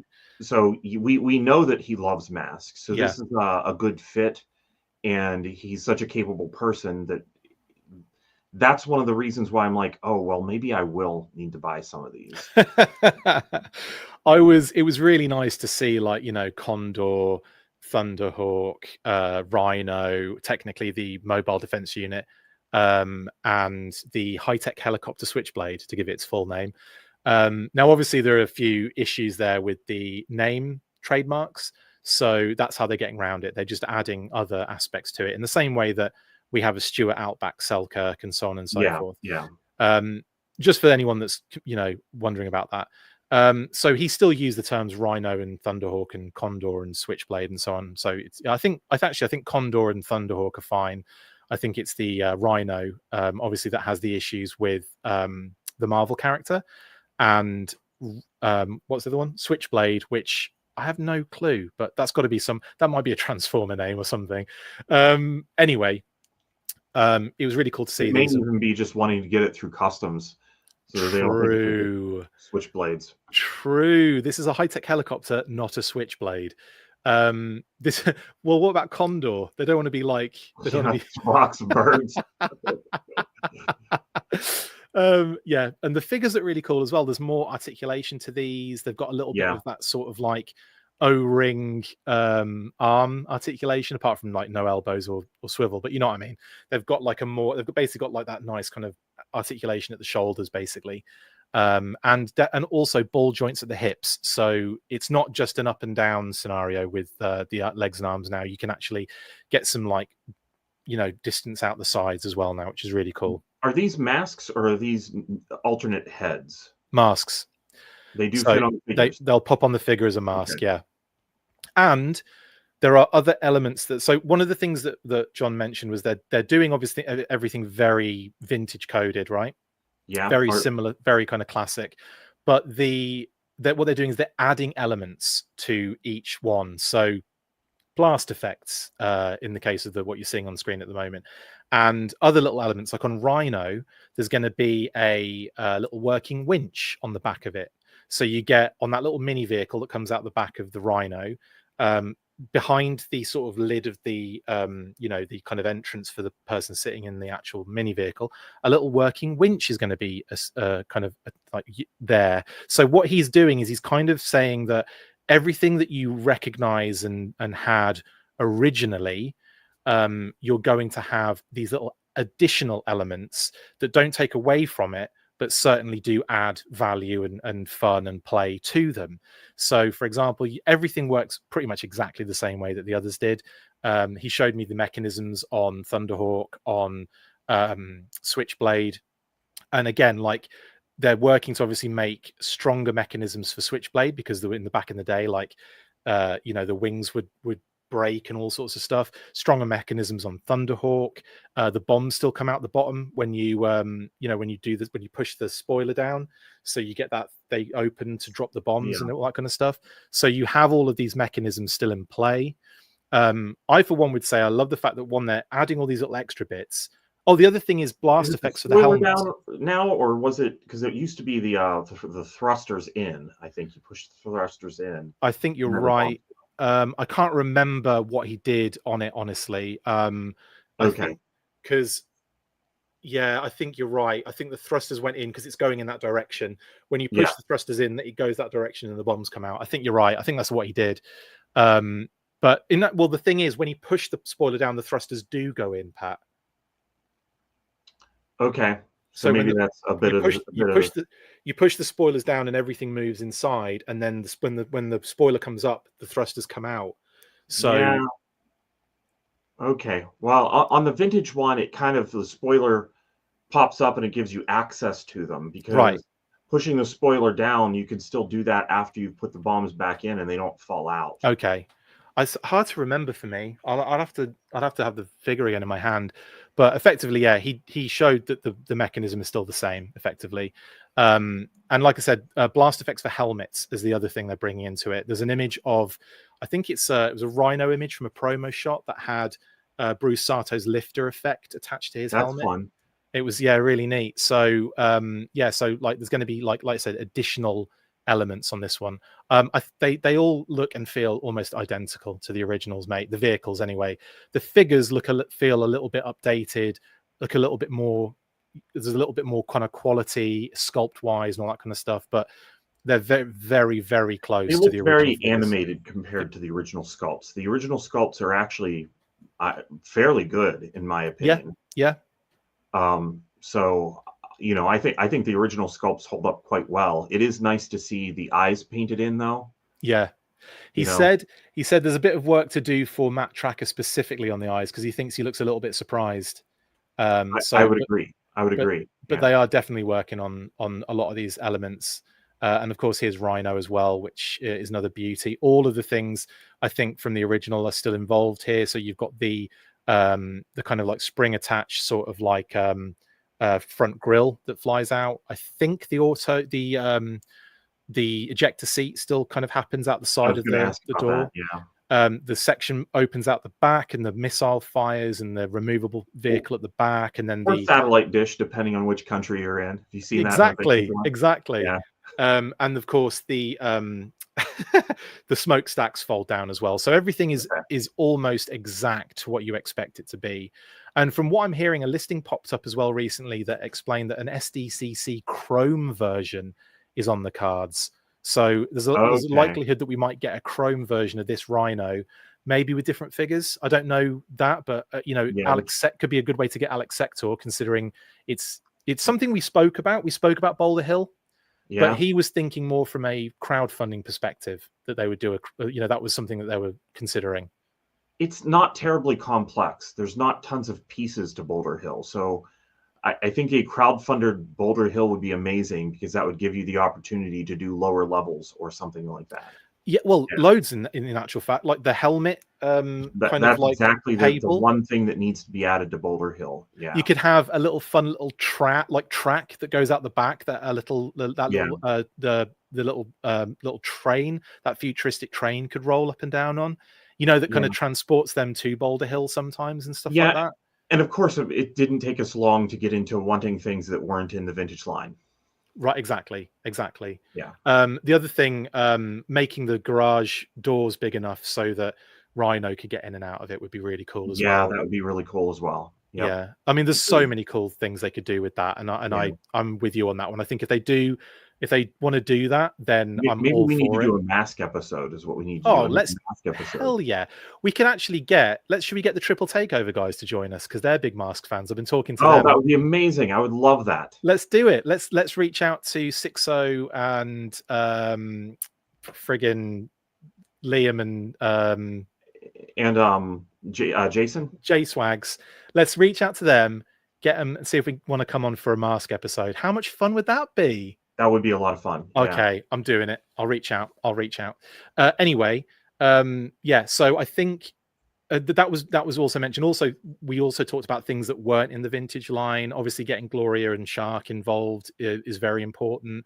Getting things that showed up in the cartoon, but obviously never really happened in the toys is another thing. So I think there's a lot of cool stuff to come with this. I think this is just the tip of the iceberg, honestly. But yeah, I'm hoping. Yeah, I picked up. I don't know if you can see her. I picked up Gem. Oh, yeah, I'm so jealous. Yeah, I can definitely see where Loyal Subjects is doing really well lately. That gem figure is so much better in hand than from the promo images. Yeah, she's great. I haven't opened her yet, but it's having it in hand. She looks great. She looks phenomenal. I obviously saw it TL at the booth and everything. I thought she looked phenomenal. There was actually a giant gem. $20 box for that? That feels that's crazy. And she was in the toy aisle in Walmart, not in the electronics section. Interesting. Okay, good to know. Okay, well that's M.A.S.K. I'll keep going with I'll do a little quickie on the classified thing, because obviously this has been covered in huge detail. I'll get your point of view obviously with everything. Here's a shot of Lenny and me. I don't know what was going on with the lighting. I think there must have been some sort of like crazy red light happening. It looks like Lenny just punched you in the forehead. It does look like sure, I'll take a picture with you, Lenny. This is smile. Okay. Yeah, so this is amazing. But anyway, this is the G.I. Joe section. This is round the back, actually. We'll get to that in a second. Initially, we were kind of ushered in, and shout out to Adventures in Collecting, Dan Larson, Pixel Dan as well. Loads of like big names were there. Awesome hanging out with those guys again. And a lot of fun chatting with everybody there. And of course, like Emily was there, and Lenny, of course. No Tony, but we will be speaking to him very soon as an interview. But yeah, we got obviously the firefighter on show here, and then of course the retro carded figures. I think can we just take the chat we had about AI artwork and just apply it here as well, and say that it makes the art here makes me sad. I will say from like we have heard from sources that it is not AI on this particular artwork, but I've got to say I don't like necessarily what's happened with it on this one. I think the lighting on CoverGirl is too dark. I think they're all too dark in terms of lighting.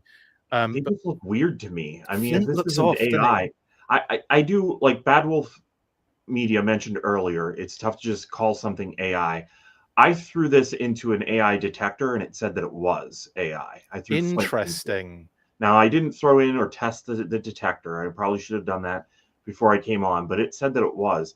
I don't know. I mean, even if they hire somebody, do they ask them to show their work? That's the thing. Yeah, it's like that's the other thing, isn't it? It might be one of those things where the artist has just kind of done a shortcut. But again, and maybe that's rude of me to say. Again, yeah. But at the same time, like if I've offended somebody, I'm sorry. Yeah. But I also really don't like that work on Flint. I don't. No, it's weird. It's weird proportionally.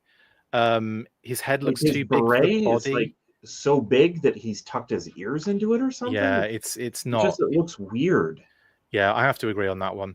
And for them to be on the retro cards and to look not retro at all, like that doesn't evoke the feeling of the old figures or the old art style at all. This looks nothing like G.I. Joe did. So what is even the point? I agree, because again, it's part of the package, no pun intended. It's part of the overall experience, is the artwork It on is, the yeah. cards. And I feel like I said, the way that Adam did, that amazing Night Force ripcord for the HasLab for Sky Striker, with that aspect of like doing it like old school, like painting it and doing it that way, and then kind of getting that onto into the digital format, is way more like in keeping with a retro card back. So I have to agree on that one. I think the other thing is, like, in some cases there is literal Flint card back art that still exists for this. Use that. It's not a different character, it hasn't that different like, just use that artwork. Same with the Televiper. The Televiper artwork's phenomenal, the original artwork. So yeah, I definitely think that needs to be addressed personally. Yeah, obviously they needed to do something for Cover Girls for some new art, but the other two, they could have just used the old stuff. They probably would have put those weird lines where the articulation was still. Oh, do you remember that? Oh my god, the articulation lines on some of the retro. Oh, that was funny. Anyway, okay. It just seems to be like, can we just get get that locked down, get that sorted out in terms of the artwork, because I think that is kind of important it's really important for retro carded figures, because you're going to see the very next slide is artwork that's very good for a package. Oh my god, the Cold Slither box set, different type of art, but next level. Yeah, this is brilliant. So you have this like little sliding sleeve that goes over the actual main box, which is interesting as well and clever, because it covers some things up, some little homages up and some little reveals.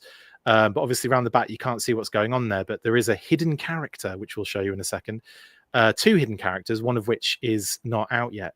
And then of course you open the box up and you get this stunning set. They're apparently going to be they said, I think, individually blistered. So they might be on retro cards themselves, Pat. Oh, so okay. I don't think they're going to be boxed. I think they're going to be like carded, is what I heard. Okay. So yeah, we'll see how that pans out, and I can get more of a confirmation on that as well in the future. But yeah, brilliant stuff. Looks amazing. And then you go round and you pick out all these little homages. You've got the Average Joe's poster, you got a Cold Slither tour poster, Band of Vipers, brilliant. And again, all those little locations are fun as well. You've got, what have you got? You've got Enterprise City, you've got Cobra Island, you've got Broca Beach, you've got the Himalayas. That's genius. Springfield and San Diego. Springfield and San Diego all make a lot of sense, don't they? Love it. And then, of course, this Gem and the Misfits, buddy. Could you imagine? Yeah, it would be nice. Like, I think that you mentioned it before, but like classified series Gem. Yeah. Good idea. Good idea. Oh hell yeah. And then, of course, this is what was hidden in the background there under the sleeve. Yobbo, of course, eaten out of a bin. It's on brand. And then, of course, Monkey Wrench. Of course, a character that has sort of been leaked unofficially to be coming soon in the classified series. But now here is an image of him, basically, which is fun. Don't worry, RKW. It's the angle of the image. I took it at an angle, so he looks a little weirdly proportioned, but he's not. He's actually a normal looking. If I took it straight on properly without the angle, it wouldn't look as weird. That was just unfortunately my my crap picture taking and the angle I was at the time. And then, of course, we had all the other stuff on show, Pat, which was pretty cool. We had Footloose. We had who looked great. The Frag Viper, revealing that cyborg head underneath, which is an interesting way to go with the figure, and something that I quite like with classified when they add new elements to things. Just your thoughts quickly on the cyborg element. I'm wondering if this has any sort of precedent. It's a little weird. He's weird looking to me. A little creepy. Oh god, yeah. Yeah. It's extremely creepy. But again, if you're not like a fan of that particular head, you got a helmet to pop on it, which is nice, and you got your actual Frag Viper. So it's one of those, like, for me, this is like one of those updates that doesn't have. It's not like an offensive update where you're kind of forced to kind of, you know, live with it for the rest of your life. There's not been a lot of updates that you've been forced to live with. That's true. That's very true. Like, a lot of the time they just redo the figure character again. They just redo the figure again. Right. Yeah. Anyway, very cool. Blowtorch looks phenomenal, and his blooming blowtorch looks incredible as well. Like it's really detailed, that thing. Yeah, and I think that there's definitely separation with color that's going to lead them to be able to do a retro carded blowtorch in the future. Absolutely. Darklon was really neat in hand as well. They had him with his alternate head on, which again is kind of an interesting look. It's not the head I'm going to be using for my Darklon necessarily. Yeah. I do like the one they've done is the one that the classic head is really, really good. And yeah, again, looks really, really cool on the figure, but you can kind of see it behind. Do you know what this figure finally dawned on me that I want? Go on. Is it clearly Lenny is a fan of metal and hard rock and roll? Yes. You've put it into so many figures already. Do death metal. It's the Dreadnought that is meant to be that.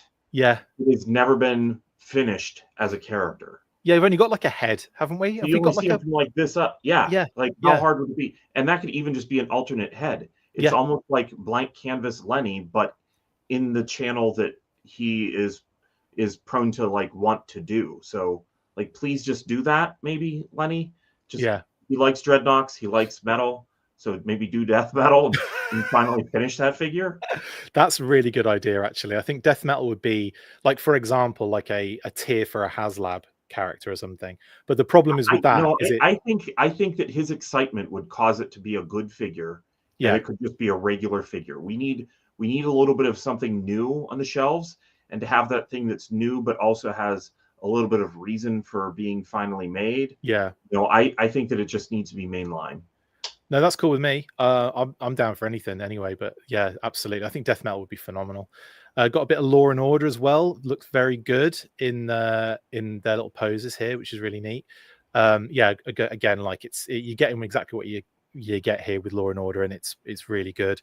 The other thing to mention is the radio is detachable on his secondary, which is really cool as well. So a nice little touch there on that one.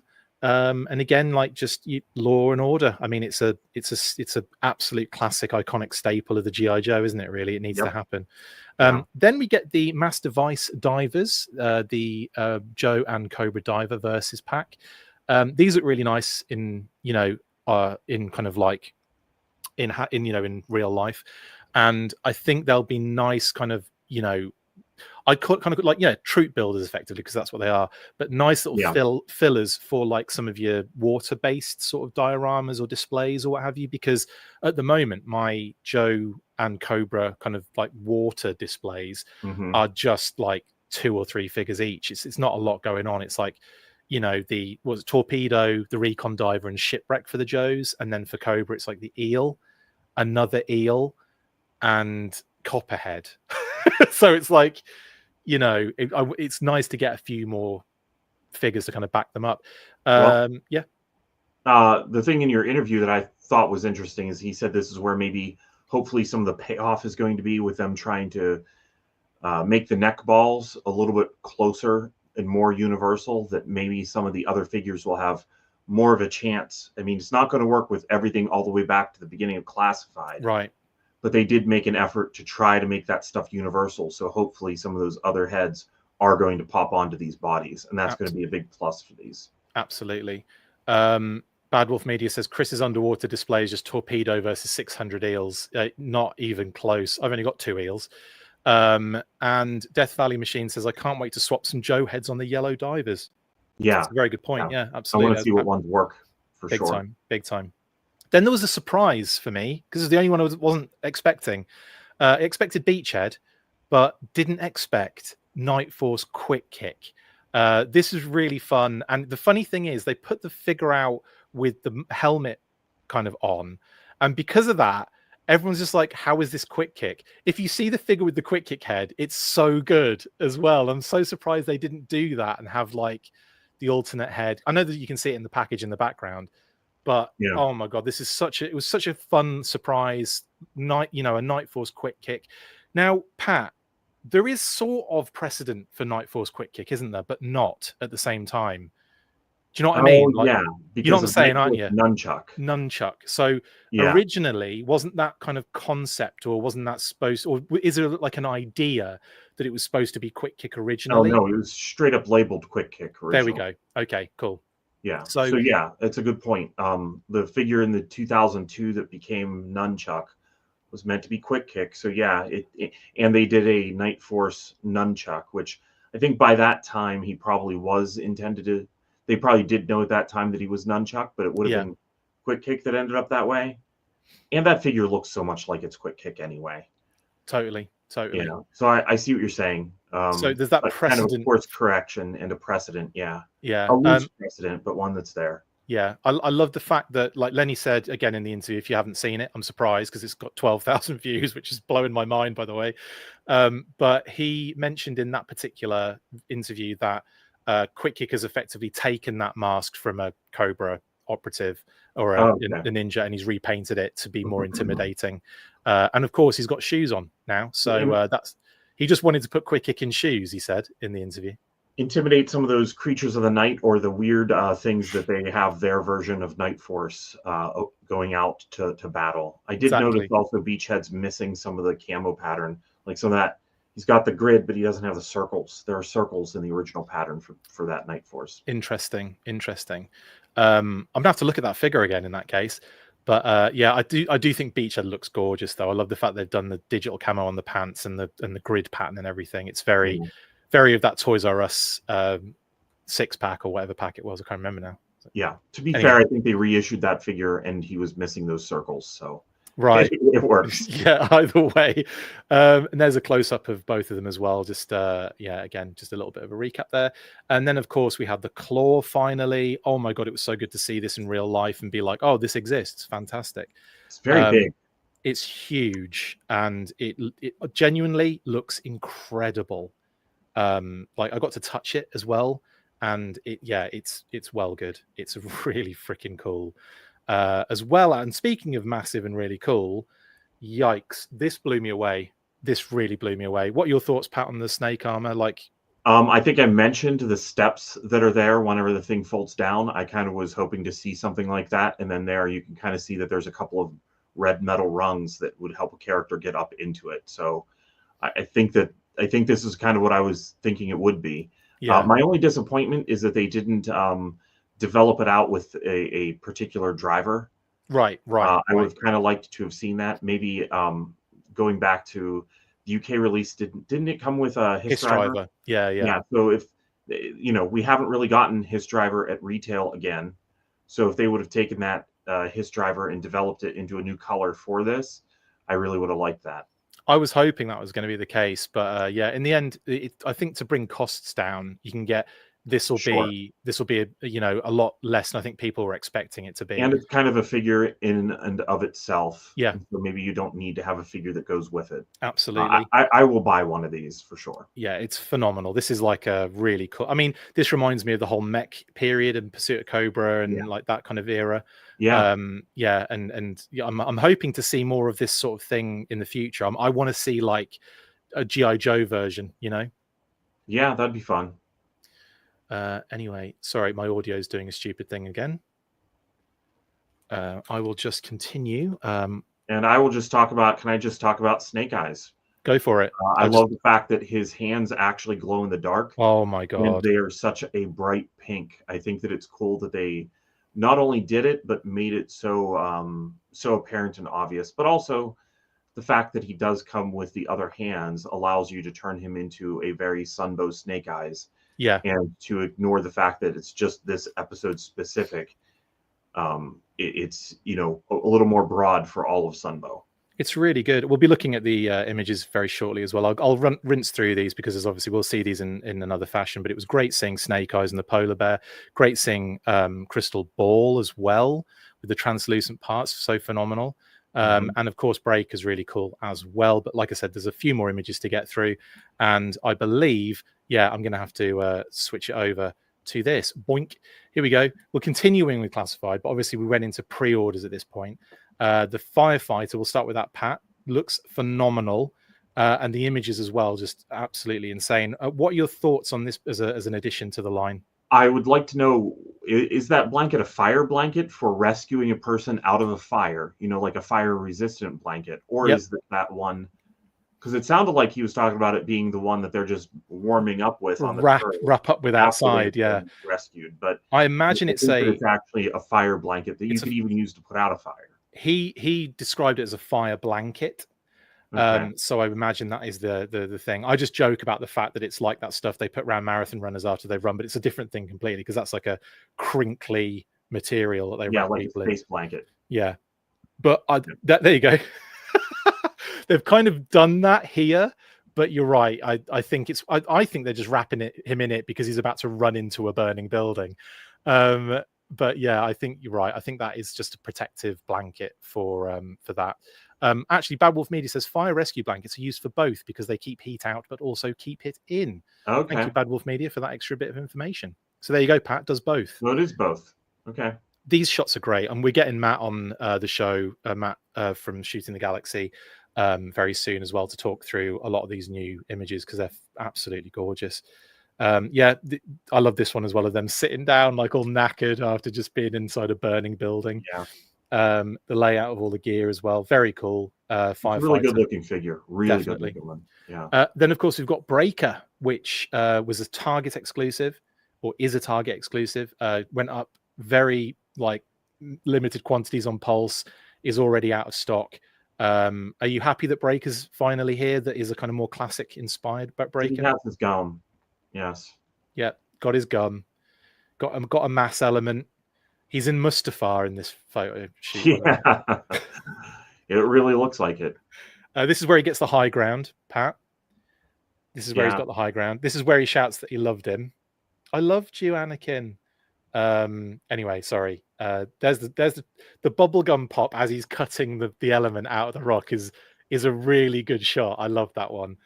And then of course here he is just looking at his he's playing a game there. I think he's looking at one of the is it the Power Master or one of the Transformers readouts, the Headmasters readouts. Can you see that? But he sees that he has like his strength and his intelligence and speed. His speed. Yeah, strength, intelligence, speed. Right there. Brilliant. That's so funny. And here he is being airlifted out by, I imagine, the Dragonfly in this case, unless there's another helicopter coming. I don't know. I'm just joking. But this is a beauty. Okay, retro card backs. Obviously, we've talked about these already. I'll just rinse through these as figures. Pat, what are you happy with the actual figures? I know. I actually am pretty happy with the actual figures. Yes, I like the way the CoverGirl looks. I don't have anything to complain about.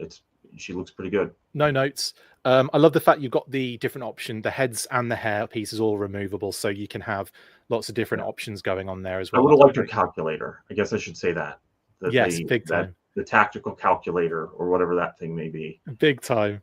Yeah. And then of course we get Flint, which I think in terms of the figure again is really, really cool. Backpack. Thankfully, he comes with a backpack. Can we rejoice in the backpack community here, guys? Also, he confirmed that they're flares on his backpack. That's what they've been designed as on this particular backpack. I think that's what they originally were. Cool. I haven't looked enough at the concepts or like the details on that one, but yeah, that's what Lenny has said that they are on here. I love the fact he can hold his braces, his ammo braces like that, like a Cockney wide boy. That's phenomenal. That is. Anyway, the backpack looks really good on Flint as well with the straps. The fact that he's got what look to be almost like backpack straps. Then we've got Televiper again. I'm really happy for this one. I love the new elements involved. The Claymore vest is a good addition, right, Pat? Yeah. Do you think we'll get Claymore now? Oh, yes, I do. Actually, that would make sense. I hope so. And I hope they think to use this vest. Could you imagine if they do Claymore and don't reuse that vest? I'll be livid. But yeah, this is a great update to the Televiper. Love all the. I would say I think the visor letters could have done with being a little brighter. Oh, you're right. Yeah, that's true. So you can see them a little bit better. Yeah, but it's still really cool, and the fact they've got them. Yeah, I've got a few of those now.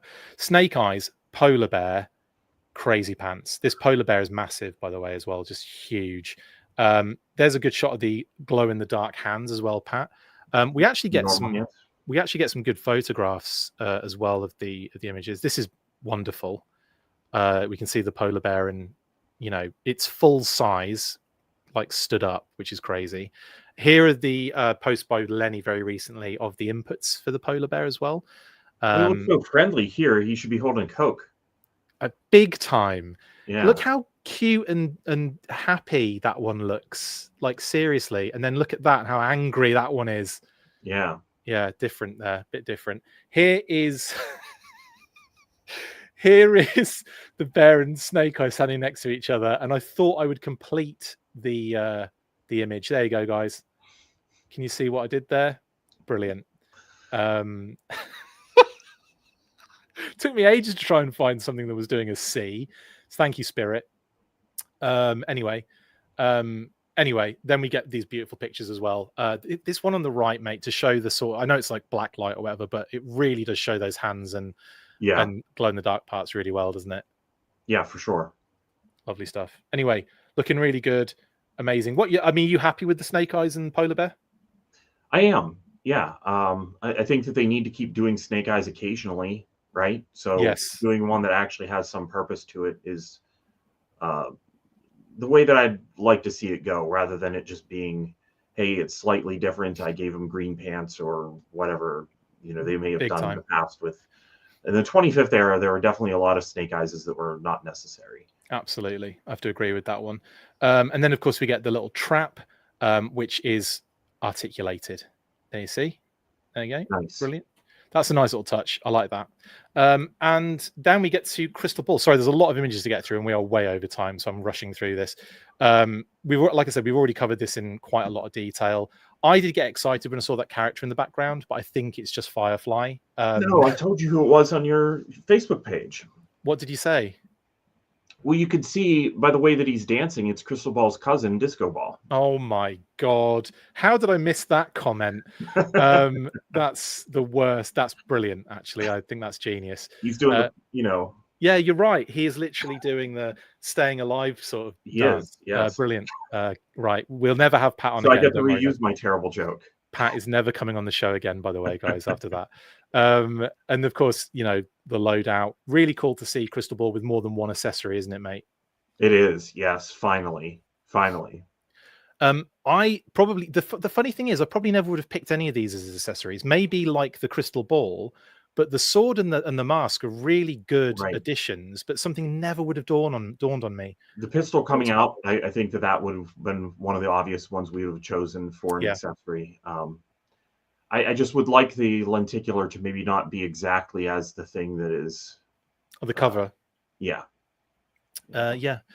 Like maybe almost like kind of like a cover that hides what the lenticular thing is, sort of thing. I would almost like the lenticular to be more general, like the original one was, and then for the cover to be there. But then, man, wouldn't it be cool if like there was ever another Crystal Ball to have a different cover and he's like convincing somebody of something else. Right, exactly. Like to buy a timeshare in like, somewhere.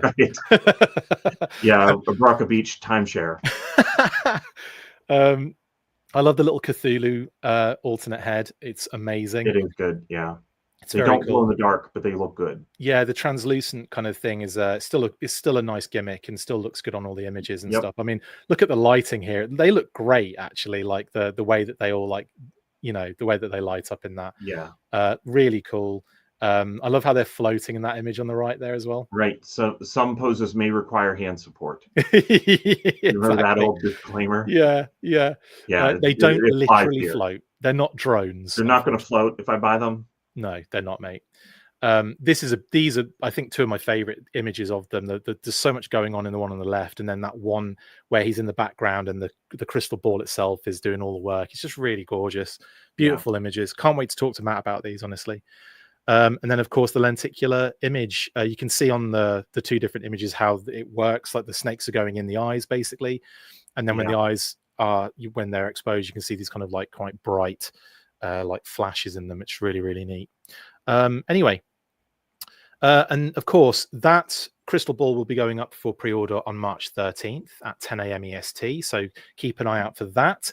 And that is almost it.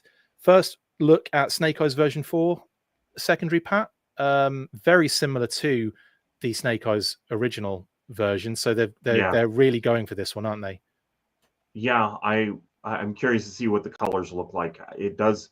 I will bet that darker gray is what they're going with. That could be, actually. Yeah, you wouldn't be too far off. I imagine they'll paint the undershirt of that secondary black. Right. They've got that sort of like, it's kind of attached to the secondary itself, but yeah, they'd probably have a bit of deco on that. We'll see, I guess, won't we? We'll have to see. And yeah, Snake Eyes has got a bit of a cleavage there, Lego Star Wars kid. He does in both figures by the looks of it. We also got Mercer pop up, mate, which again is one of those things, another worst kept secret in the G.I. Joe fandom, thanks to the Sarge. He's been talking about it at conventions. But yeah, excited to see Mercer come in, maybe. Yeah, I want to see what it looks. I like the fact that we instantly recognize what it is by. Oh yeah. I mean, that's telling that it looks like Mercer. Whenever this is all we have, when we're like, oh, it's Mercer. It's clearly, and that's the design of that is so specific, isn't it? With the little Cobra logo, space, and all that kind of jazz. I have always felt like, since he's an ex-Cobra, that you could reuse Mercer parts for some sort of Cobra character at another time. Yeah, I have a feeling that the retro Viper head is probably going to fit this Mercer neck ball. And I think that would be a really cool thing to have Mercer sort of as a Cobra figure with the Viper helmet on would be kind of fun. But yeah, looks really cool. And there's the secondary for Mercer. Now, what we can say is, based on the fact that the Sarge has been talking about this a lot, there is a listing for it. And we've upgraded our listings, guys. So there you go. TT Brainchild 2-pack is Sergeant Slaughter and Mercer. Pulse exclusive G1234. That is the update on the listings, courtesy of these latest leaks. And there you go. That's pretty much all the information we have, and that's the update, and that's the change. Nothing else to really update.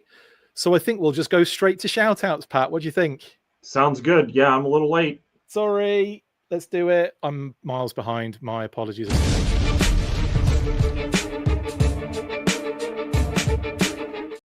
That's going to be late. What's the shout outs, mate?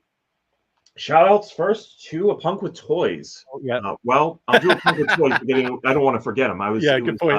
It was last night. I was on. It was a lot of fun. We went almost 4 hours, I think it was. Damn, son. Yeah, almost. So yeah, it was a fun time. We talked about me, which felt a little weird to talk about me. I don't normally talk about me, but it was a good time. He's a fun person, and yeah, check it out. Check out his channel. And then shout out, as always, to Philip. I owe him an episode soon, probably, of Articulated Points. So we should be seeing something. And I owe everybody else, actually. He's not the only one that, you know, it's not like it's him watching the things I make and me watching his, and hopefully other people watch it as well. So Phil was actually something for everybody. Phil was in the comments earlier. He had to go, but he's going to an expo, I think. I think he's going to TFCon or something. Oh, nice. Right? Brilliant. We'll have fun, Phil, in that at TFCon.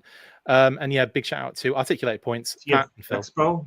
Maybe I have it wrong. Maybe it's TF Expo, because I remember Expo being in what he said, I think. Okay, TF Expo. Yeah, cool. I'm not sure which convention's going on that side of the world.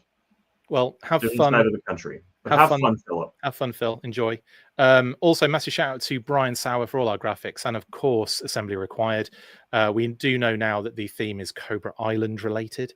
And they've just recently posted, of course, who would you choose to infiltrate Cobra Island? 6 operatives to infiltrate Cobra Island. Go on their socials and let them know who you'd have in that team. Pat would just have Snake Eyes version 3 6 times. Then, of course, shout out to Total Toy Books and Brian, and of course for the wonderful Battle Action Force Treasury editions, still available at TotalToyBooks.com and of course Skeletron.com, which we'll talk about in a second. Also, the Kickstarter has already broken. It's already gotten the initial funding goal. So well done for reaching that very quickly for their Star Wars toys, the Palatoy Saga book. Amazing stuff, guys. And of course, I'm not sure if the early bird deal is still on. That ended on the 3rd, so no, it's not. I'll have to change the image now. So the early bird deal is now not there. My bad. I should have changed the image, but that is still going, and we can get some stretch goals going. Also related to Kickstarter, shout out to the guys behind Madelman 2050, the Magnetron universe, Rob Pellegrini and co. They are obviously, their Kickstarter is going at the moment. We've posted links on our socials. You can go check that out. And it obviously covers an era of O-ring figures. I say O-ring, it's not really O-ring because they had a different, technically a different construction. But this is obviously very close to their hearts in Spain, and a kind of like G.I. Joe related, sort of tangentially related toy line. You know a little bit about Madelman, right, Pat? I have probably about half a dozen of them. Yeah, they're very nice. It's toys with magnets in them is up my alley. Exactly. It's like large Starcom. Anyway, yeah, very cool. And obviously, like I said, the Kickstarter is for a brilliant book, kind of covering all that stuff. And they've done amazing stuff. Their G.I. Joe, their Spanish G.I. Joe books were brilliant. I loved them so much. So the Madelman thing is definitely a one to get into. Also, massive shout out to my good friend Adam Drake, who has started a Kickstarter for the Space Zombies from Mars. These are 6-inch figures with the Nameless Toy Company. And here is an example of one of those particular figures. That Kickstarter is right now, and both of those are, again, we've posted links to those. So shout out to Adam as well for Space Zombies from Mars. I just wanted to give it a bit of a shout out as well on the show. Obviously, Robo Skull Mark IIs are available at skeletron.com right now, so go get them. They were just at ZolaCon. Did you have a good time, Pat? I did. It was a really good show. I had a lot of fun at ZolaCon. It was big. There was stuff to dig through. There was high-end stuff. It had a nice variety, because sometimes shows are not any of the ones that I like to go to are ones that just have stuff that I could just buy online for the same price. That was not this one. This one had a lot of good deals, and it had that blend of, okay, there's a really, like, what people will call a grail item, like that's available, but also some bins of just junk bits that people bought to dig through. That to me is a fun show. That's what Absolutely. I like. But that comes down to a lot of what people bring. The show is also very well run. I will say that as well, because I did help some of my friends set up from the toy department, and there was like just the way that whenever we were loading in, we knew exactly where to go. It was a very well run show. I will say that. So that to me is gives me confidence for going in the future. That it was not just the people who were there, but also the way it was put together. It was excellent. I loved it. Fantastic. They also made some Robo Mules, which was nice. Yes. How many did you get into any of these? No, I liked the cup, but I don't really drink, so I didn't end up with one of those. Good lad. Also, there's Ben and Mark as well with the Marauder crew. They obviously were all at ZolaCon and had a great show apparently, so that's awesome. Last couple of things, they do have an awesome Skeletron Roma collectibles t-shirt. Again, proceeds go to the Dietrich family, who recently obviously lost our very good friend Aaron Dietrich. And in the same vein, we have a t-shirt with codename Iowa, Brian Sauer, of course, and that is available until tomorrow, so you can still go and grab one of these until the March the 9th is the last day you can get this. Again, all the proceeds go to the Dietrich family. This Aaron Ironblood tee available at codenameiowa.com in the store. Okay, that is everything. Pat, thank you so much. We did 2 hours. I'm sorry. I will see you later. I'll see all you guys later. Stay fresh, cheese bags. And as always, after 3, you know what to do. 1, 2, 3. Full force. Laters.